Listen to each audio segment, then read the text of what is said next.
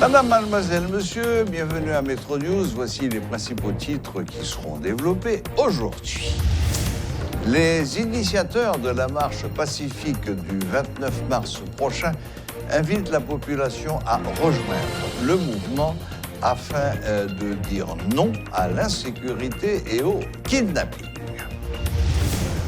L'accord du 11 septembre doit être appliqué à la lettre, selon le Forum haïtien pour un accord politique visant la paix et la stabilité. L'insécurité qui sévit actuellement dans certains endroits de la capitale pousse les étudiants de l'Université d'État à élire domicile dans certaines entités de l'UEH. Ces étudiants lancent un appel à l'aide au rectorat.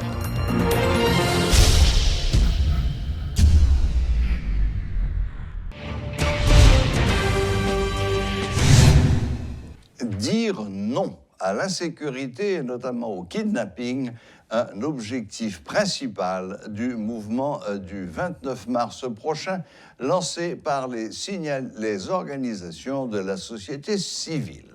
Cette manifestation, notifiée à la PNH selon les organisateurs, devrait se dérouler sans accident majeur, souligne Jean-Robert Argan du collectif 4 décembre, précisant que des mesures sont prises en ce sens.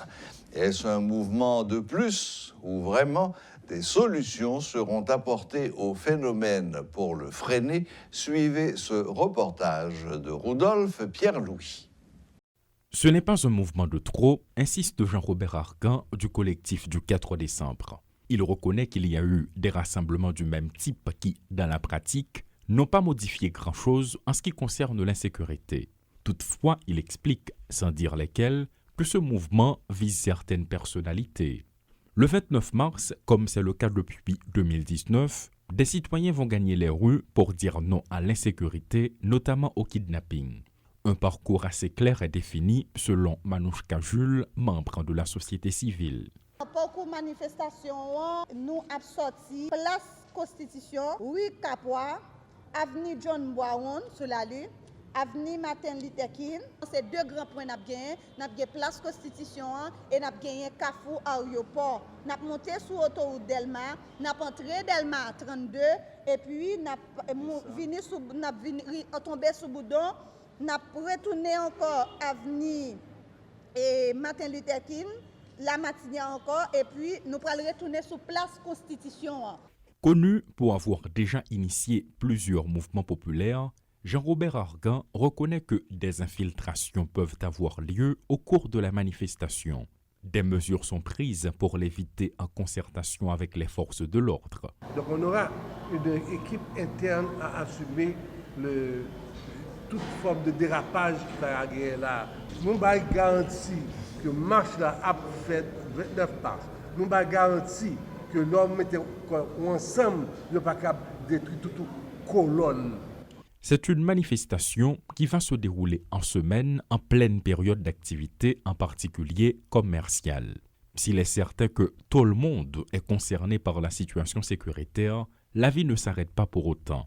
Un point sur lequel M. Argan se montre rassurant. La population, nous faisons un grand groupe, nous faisons une méga manifestation pour dire non, l'État a failli, la société civile a le devoir de reprendre le dessus. Et c'est peut-être ça que nous avons réalisé, c'est peut-être ça le premier monde nous demandé qui est là, la manifestation, c'est le monde qui est victime. Ce sera un point de départ de nouveaux tournants. Pourquoi? Parce que, premièrement, seront ciblés ceux qui sont responsables de ce qui arrive. Des dispositions seront prises en vue de garantir la sécurité des vies et des biens lors de la manifestation prévue pour le 29 mars prochain, garantie donnée par les membres de la société civile qui sont en même temps les organisateurs, notamment le coordonnateur général du collectif 4 décembre, Jean-Robert Argan, et les Sidieux Lassin et Rodolphe Pierre-Louis pour Télémétropole. Notre invité d'aujourd'hui, présent dans les studios de Metro News, est maître Valérie Dutreil-Jacques, qui a signé l'accord du 11 septembre avec le Premier ministre Ariel Henry et qui vient aujourd'hui nous parler de l'évolution de cet accord et surtout comment il voit la prochaine manifestation appelée par les membres, les organisations de la société civile, les églises.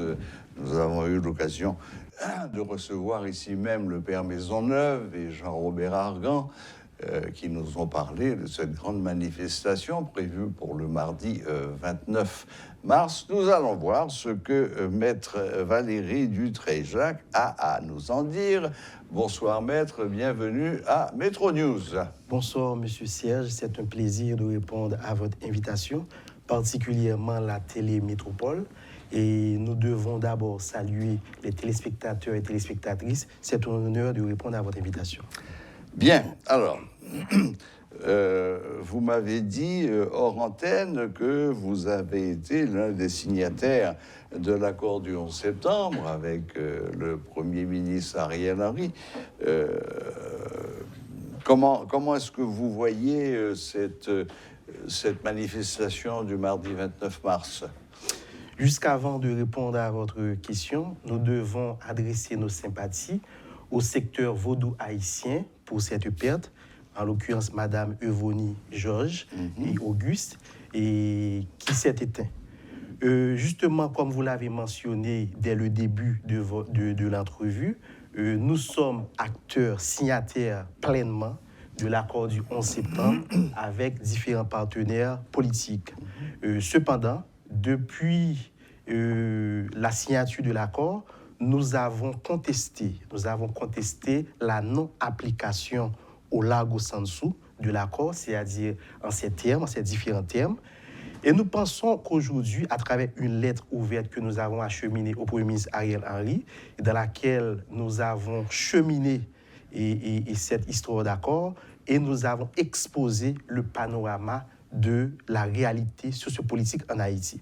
Ceci étant dit, l'accord, les différents signataires étaient de bonne foi, parce qu'il y avait eu un imbroglio d'abord juridique, ensuite politique.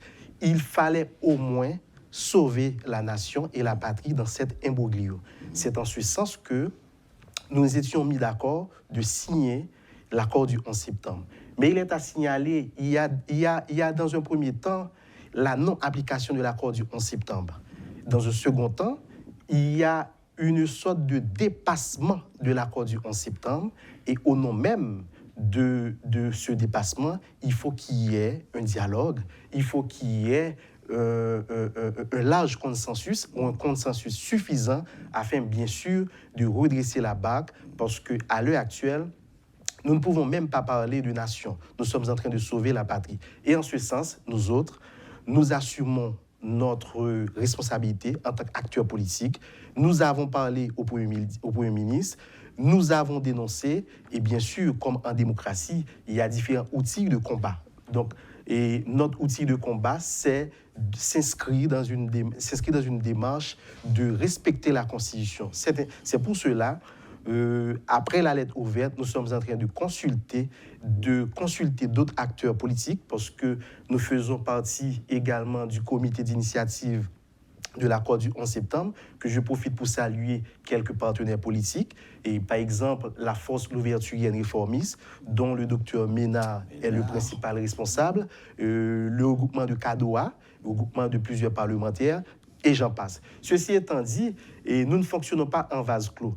Et nous voyons qu'il y a un dysfonctionnement total, que ce soit dans les administrations publiques, que ce soit même au niveau du gouvernement, parce que quand on sait, et le gouvernement, dès le départ, est censé biaiser, parce que selon les différentes organisations de droits humains et les différents secteurs de la vie nationale, il y a certains ministres qui se sont épinglés et qui ne bénéficient pas d'une bonne réputation. Donc cela crée une sorte de malaise, et voire même il n'y a pas de résultat. L'insécurité, il y a une recrudescence de l'insécurité, le kidnapping, et j'en passe. Donc le pays meurt, et face à cette phase de débat, nous pensons qu'il faut vraiment agir, il faut cesser les débats houleux pour vraiment parvenir à un véritable dialogue, parvenir à un large consensus afin de pouvoir adresser les vrais mots de la République. D'accord. Ce qui caractérisait l'accord du 11 septembre, c'était deux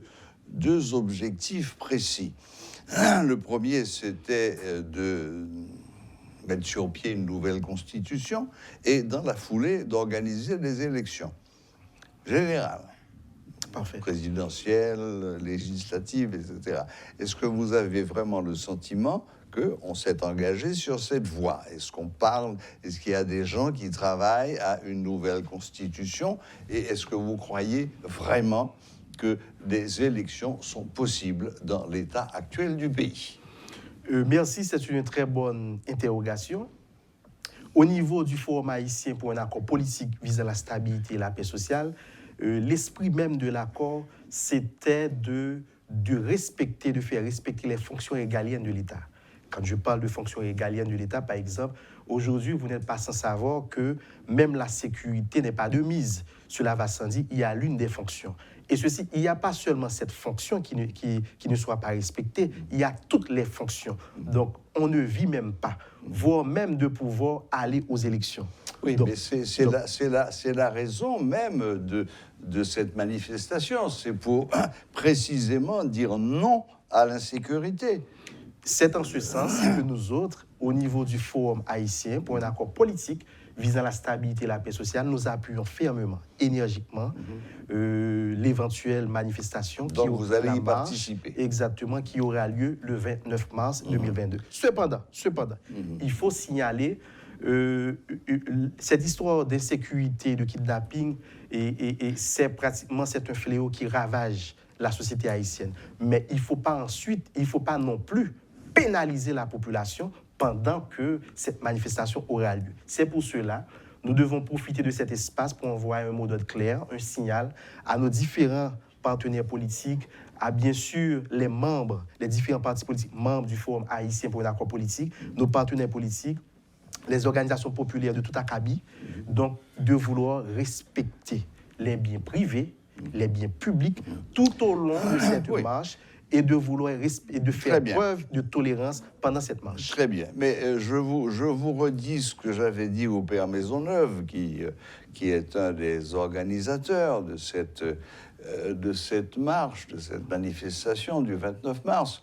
Est-ce que vous croyez vraiment que même si vous arrivez à rassembler 1 million de personnes dans les rues de Port-au-Prince le mardi 29 mars, cela aura pour conséquence que les gangsters, les bandits, les chefs de gang vont déposer les armes et instaurer un climat de sécurité dans le pays? Est-ce que cette marche, finalement, quand on analyse la chose, est-ce que cette marche ne s'adresse pas plutôt aux carences que l'on constate du côté des autorités qui, même si depuis quelque temps c'est vrai, la PNH a marqué quelques points contre les gangs, mais tous les jours on entend parler de kidnapping et même d'assassinat. Écoutez, au niveau étatique, il y a le CSPN dont le Premier ministre Ariel Henry est le président de cette entité. Cela va sans dire que le CSPN a pour mission de protéger les vies et les biens. Oui, mais ça, c'est de la théorie, maître. Oui, permettez-moi de continuer. C'est une façon, une démarche citoyenne de vouloir contraindre l'État à prendre ses responsabilités devant l'histoire et devant le peuple haïtien. C'est ce que nous Dans disons un premier temps, il faut signaler que le monopole de violence devrait être l'État, non pas, bien sûr, des chefs de gang, non pas des bandits, malgré ce fléau. On met généralement l'emphase sur l'aspect politique de la question. Mais nous autres, au niveau du Forum, nous pensons que ce problème doit être également adressé sur l'aspect social également. Il y a trop de disparités sociales dans ce pays. Donc c'est pour cela, dès le début même de l'accord, nous avons dit au Premier ministre Ariel Henry qu'il faut mettre une sorte de task force, une sorte de task force qui sera composée, bien sûr, d'abord du ministère de l'Intérieur et des collectivités territoriales, du ministère des Affaires sociales et du Travail, et bien sûr du ministère de la Justice et de la Sécurité publique. Et cette structure aurait pour tâche d'agir de façon prompte et à court, à moyen et à long terme, afin bien sûr de parvenir à exterminer ce fléau ravageant toutes les familles haïtiennes et toutes les strates de la société. Donc malheureusement, il n'y a pas entendu ce conseil. Nous sommes arrivés là. Et comme dès le départ, je vous avais dit que le gouvernement est censé biaiser dès le départ, donc c'est sûr, il n'y a pas de résultat. Mais nous autres, nous ne voulons pas cautionner les passifs de la mauvaise gouvernance. Nous ne voulons pas cautionner la gouvernance calamiteuse, la gouvernance lamentable, mettant toutes les familles haïtiennes en difficulté, que ce soit le secteur privé des affaires, parce que présentement, les chiffres d'affaires se sont nettement réduits par rapport à la recrudescence de l'insécurité, par rapport au fonctionnement du pays, et tout aussi bien les autres strates du pays. Maître Valérie Dutreuil-Jacques, est-ce que concrètement cela signifie que vous pourriez aller jusqu'à vous dissocier de l'accord du 11 septembre? Parfait. Il faut signaler que l'accord du 11 septembre n'est pas l'accord du Premier ministre Ariel Henry. Le Premier ministre Ariel Henry est co-signataire de l'accord du 11 septembre. C'est-à-dire qu'il y a la théorie de la loi des partis. Donc, je suis un acteur, tout aussi bien les acteurs manifestant de bonne foi et ayant signé l'accord. Donc, nous devons exiger pleinement l'application de cet accord. Et nous devons également procéder à des actions politiques pour que, bien sûr, que le Premier ministre rectifie les tirs et donne à la population ce dont la population en a besoin. Oui, la sécurité et autres, les fonctions régaliennes que j'avais parlé. Vous avez parfaitement raison de dire que le Premier ministre Ariel Henry est co-signataire, il n'est pas propriétaire. Donc signataire privilégié parce qu'il est mais c'est lui qui est chargé de l'appliquer quand même. Et c'est pour cela que je vous dis que c'est un signataire privilégié, parce qu'il détenait le pouvoir réel en main avant même l'accord. Donc l'accord a censé accorder une sorte de puissance légale, une puissance légitime et légale afin d'adresser les mots de la République. C'était ça l'idée. Malheureusement, jusqu'à preuve du contraire. Et présentement, le forum est en consultation avec toutes les forces vives manifestant de bonne volonté, parce que vous savez, il y a d'autres entités politiques qui ont des intérêts mesquins. Il y a d'autres entités politiques que vous n'entendez même pas, ou du moins qui sont en train d'utiliser de plusieurs facettes, soit pour sauvegarder des intérêts mesquins. Mais nous autres, nous pensons, à cette phase de débat, il faut qu'il y ait des personnes qui prennent ces responsabilités, qui assument leurs responsabilités devant l'histoire. Et nous allons assumer. Et s'il le faut, à un moment donné, nous allons nous désolidariser complètement des actions du gouvernement, de la mauvaise gouvernance, parce que l'accord est censé dépasser, mais pour qu'il y ait d'autres pistes de solutions, il faut que ça soit un dialogue sincère, franc, patriotique, pouvant déboucher vers un large consensus ou un consensus suffisant. Est-ce que vous êtes prêt à aller encore plus loin? Parce qu'on entend beaucoup de voix dans le pays aujourd'hui, émanant de différents secteurs, qui réclament la démission pure et simple du Premier ministre, comme étant quelqu'un qui non seulement ne fait pas grand-chose pour mettre un terme à l'insécurité, quelqu'un qui est même soupçonné d'avoir participé de près ou de loin à l'assassinat du président. En tant qu'homme de loi, est-ce que vous êtes prêt à demander le départ de M. Henry, docteur Henry? Voilà, il y a tout ça, c'est une démarche. Parce que on doit tout d'abord, parce que notre combat, ce n'est pas un combat contre la personnalité, parce que nous ne faisons pas cette démarche, c'est une démarche de bas étage. Et c'est en ce sens, je dois vous dire que le Premier ministre Ariel Henry, c'est un professionnel réussi. Mais cependant, dans son domaine, mais présentement, on est loin d'avoir le résultat. Mais l'accord, il faut signaler ça. L'accord est de droit public. Parce qu'après avoir signé l'accord a été publié au journal Le Moniteur. Absolument. Cela va sans dire que l'accord est de droit public. L'accord étant de droit public, donc l'accord est assujetti par toutes les administrations publiques. Nous pouvons même et faire valoir nos droits à travers un ester en justice pour abus de confiance. Donc, il y a la loi de parti. Donc, ce n'est pas une blague. Nous sommes en train d'assumer notre responsabilité et à travers cet accord, et bien sûr, pouvant aider le pays de sortir de ce bourbier. Et nous sommes à une phase de grande consultation politique et avec différentes forces vives, avec différents acteurs, afin de donner une réponse appropriée à la population qui est en détresse. Merci infiniment, Maître Jacques, Valérie Dutreil et Jacques. Malheureusement, le temps nous fait un peu la guerre. On va devoir mettre un terme à cette interview. Est-ce que vous avez un dernier mot que vous Merci, souhaiteriez... c'est à moi de vous remercier. Vous aimeriez conclure. Et en termes de conclusion, nous devons redonner l'espoir au peuple haïtien. Nous devons redonner l'espoir à toutes les strates. Parce qu'aujourd'hui, nous devons harmoniser le tissu social haïtien qui est censé déchirer. Nous devons bien sûr relever les grands défis et retourner le pays à la normalité, à l'ordre constitutionnel, à l'ordre républicain, tout en tirant leçon de nos erreurs, de nos mauvaises gouvernances, et qui nous emmène aujourd'hui à une phase d'imbroglio juridique et politique que nous n'avons jamais connue. Merci beaucoup. Malheureusement, vous venez de décrire là les 12 travaux d'Hercule. Ouais. Bonne chance de toute façon.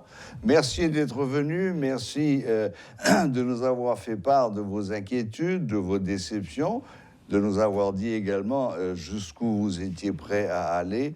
Et merci d'avoir confirmé que vous étiez tout à fait solidaire de la manifestation du mardi 29 mars. Merci. Très, très solidaire, avec toujours ce même mot d'ordre, de respecter les biens privés et les biens publics tout au long de cette marche. Merci infiniment, bonne fin de journée. Merci beaucoup. Voilà. Et bonne besogne à Télémétropole. Merci beaucoup. C'était Maître Valérie Dutreil-Jacques, signataire de l'accord du 11 septembre, qui nous parlait de la situation actuelle et de l'état du pays et évidemment de cette manifestation du 29 mars qui risque de n'être qu'un premier pas dans un processus qui va encore prendre de l'ampleur. La violence orchestrée par les gangs armés un peu partout à travers le pays oblige des étudiants de l'Université d'État d'Haïti à dormir dans certaines facultés. À chaque fois qu'ils tentent de rentrer chez eux, soit à Carrefour ou à Martissan, ils sont victimes des actions des groupes armés. Radio-Télé Métropole a rencontré Jefferson Edmond, un étudiant qui a vécu cette situation. Par ailleurs, ANN Campé, une structure regroupant des étudiants, appelle le rectorat de l'Université d'État qui avait promis un accompagnement aux étudiants qui vivent cette situation à tenir parole. Personnellement, moi, victime 2 fois. La première fois, côté que m'a traversé balle là quand moi, nèg yo pété balle sur machine, 4 moun prend balle et heureusement, bon Dieu épargné moi de faire et puis moi pas victime. Et deuxièmement, c'est vendredi qui fait que ce passé là, vendredi qui était 18 mars là, côté que m'a passé, yo était obligé, yo était kembe machine non, yo fouiller moun, yo bat moun dans machine là. Jour que moi victime par attaque ça, me fait des jours malades, je ne peux pas sortir. Parce que chaque fois que je suis dehors, par rapport avec le climat d'insécurité plein partout dans le pays, ça fait que les conseils m'obligent de dire maman, n'importe côté me joindre, m'a dormi. Et je n'ai pas l'autre choix que de dormir dans n'importe quel espace. Bon, oui, vendredi, c'est la dernière fois que je suis là. Et depuis vendredi, je suis tourné ici en lundi. Et jeudi, je suis beaucoup là. Et pendant beaucoup là, je n'ai pas vraiment un grand moyen même pour me répondre avec nécessité. Mais c'est sous check nous fonctionner. Et nous avons souligné le rectorat lui-même beaucoup de parle. Il était sorti en circulaire en date du 17 janvier 2022 pour demander à secrétariat général ensemble faculté pour te faire venir joindre les listes étudiants qui concernés par problème n'a exposé là à travers point de presse là. Eh bien, si nous considérons 17 janvier disons mieux à 24 mars 2022, ça fait exactement 2 mois 4 jours. Eh bien, à 2 mois 4 jours de circulaire ça, pas rien qui fait. au point que étudiants ont continué à passer nuit malement dans l'espace faculté.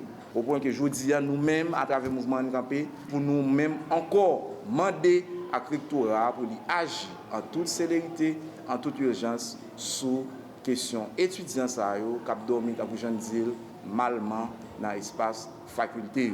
Et puis tout, nous voulons profiter pour nous demander à l'Office de protection citoyenne, qui normalement supposé et capable de défendre ou bien protéger tout citoyen contre toute forme d'abus, surtout question violation de droits dans la société, pour être capable de souquer quoi, parce que nous pas attendons sur le dossier ça. Et nous avons bien aimé qu'ils ont activé cellules d'enquête qui ont gagné pour être capable de renseigner davantage sur le volume d'étudiants qui a passé dans la situation que nous-mêmes avons déplorée.